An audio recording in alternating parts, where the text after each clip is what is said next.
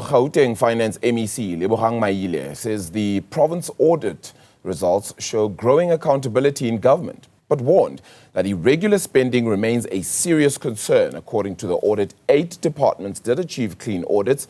For more on this, we're joined by the Gauteng Finance MEC Lebogang Maile as well. So, MEC, appreciate the time. Thank you so much for joining us here on Newzroom Afrika.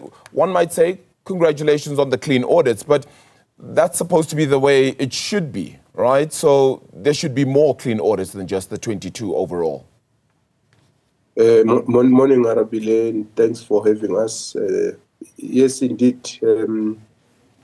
Audit outcomes must also mirror service delivery. So we agree with you that indeed that's how it should be. But as you know, it's not as easy, and hence we need an institution like the Auditor General, which is independent, that has got credibility to always give us feedback on the work we're doing, so that we don't drop the ball and we keep on reminding everyone that we all have to serve the people and we have to deliver quality services. And that's why we also update the public every year, every time these outcomes are released. 4.2 billion rand in irregular expenditure. That's an uptick. Why? Yes, well, different reasons. Maybe it doesn't mean there's money that has been stolen. I think we should start there. And it doesn't make it right, of course.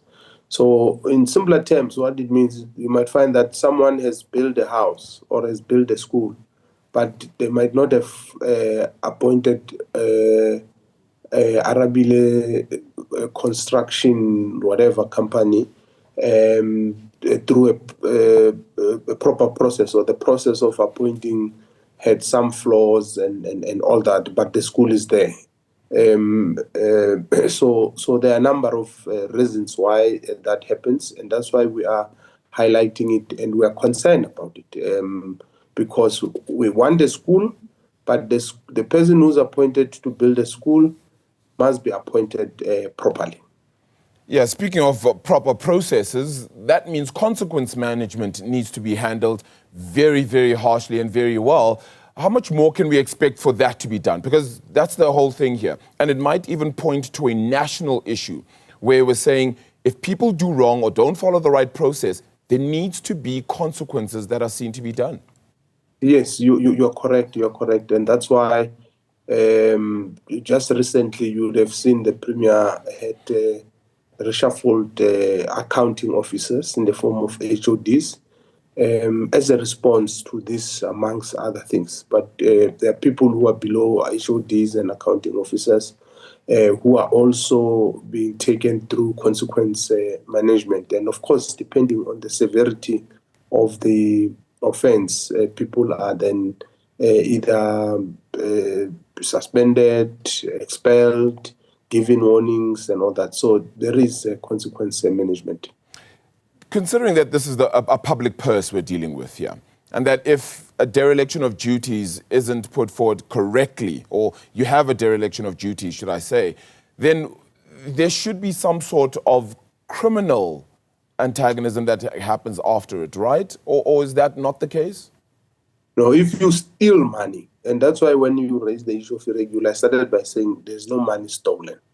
If there's fruitless and wasteful expenditure, it means chances of money being stolen are there. And once money is stolen, there is no doubt we must not even try and justify or argue. We must just, the law must take its course. So when it comes to stealing of money, definitely it's non-negotiable. And you are correctly saying this is public purse. It's not our money, and that's why we shouldn't play with people who steal government money. Yeah, there was recently that joint parliamentary oversight visit to the province of Gauteng, which of course the Premier spoke about as well. But provinces are failing to implement the Auditor General's recommendations and strengthening internal controls. How are we going to do this? No. We shouldn't say provinces are failing. So you'll see there are departments where we're doing well, departments where we're not doing well. And this is what we're precisely explaining yesterday in the press conference. In fact, that joint committee was here for local government specifically. So, and they were raising issues about the performance of municipalities. And one of the issues I raised with them was that we don't run municipalities. The constitution is clear that legislative and executive authority of a municipality rests with the council. We've got the responsibility to provide support in terms of the section 154 of the constitution, and that we are doing consistently. But in terms of section 139 of the constitution, where municipalities are not performing, we can intervene. We had intervened in about 3 municipalities, in Mfuleni, in West Rand, and I think in Mirafo.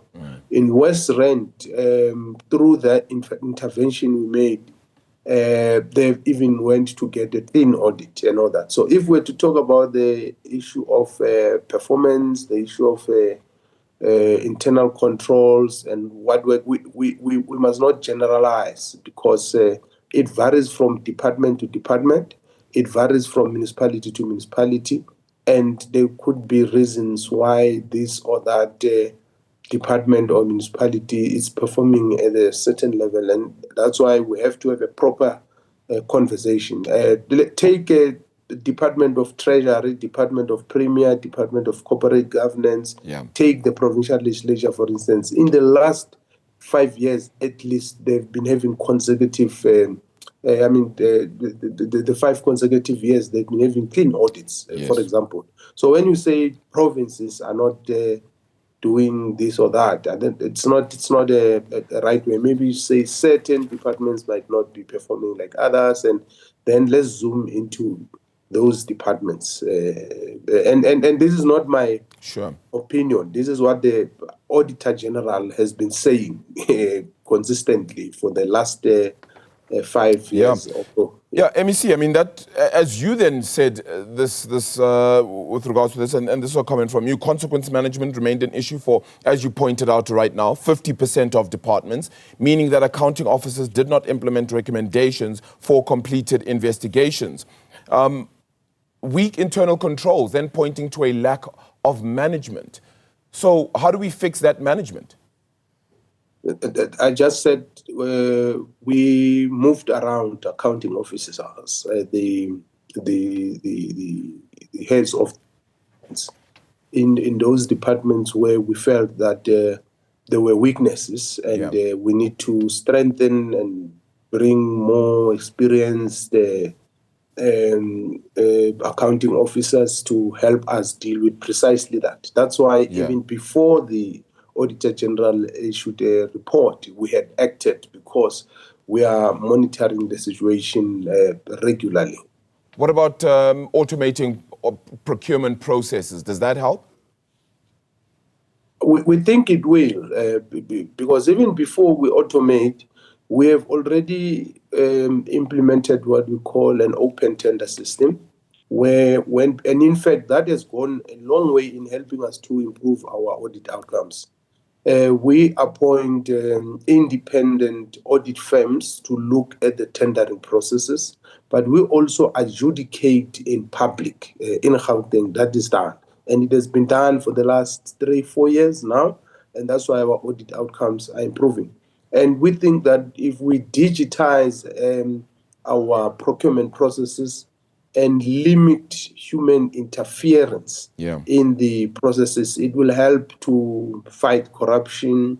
It will help to eliminate some of the mistakes, because sometimes, because we're dealing with human beings here, sometimes there are mistakes that are being committed.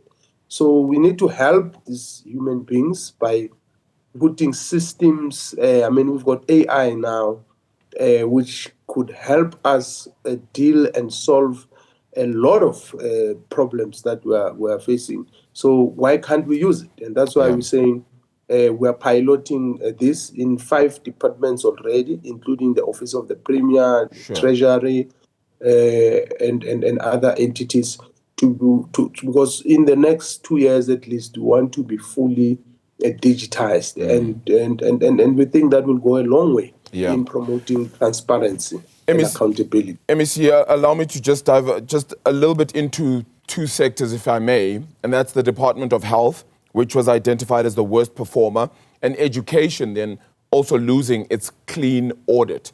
What has gone wrong with those 2? Yeah, no, the Department of Health is not the worst performer. I think because they got an unqualified audit. Correct, and there's non-compliance across all areas and only 37% of supply invoices paid within 30 days. Yes.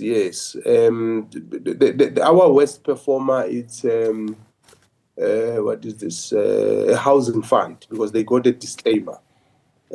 So we were just highlighting some of the weaknesses in the auditing process. It doesn't mean that they are the worst performer. We are not happy with it. The Department of Education, they had a clean audit last financial year, and they've regressed now to an unqualified. So it's not a qualified. The Department of Sports, Arts, Culture and Recreation actually got a qualified audit, which is not a good audit outcome. So those were the weaknesses that were identified, despite the fact that overall we've done relatively well as a provincial government. But we also have to be the first to admit when there's weaknesses, because if we don't admit, we will not be able to attend to those weaknesses, and that's the point we're driving across.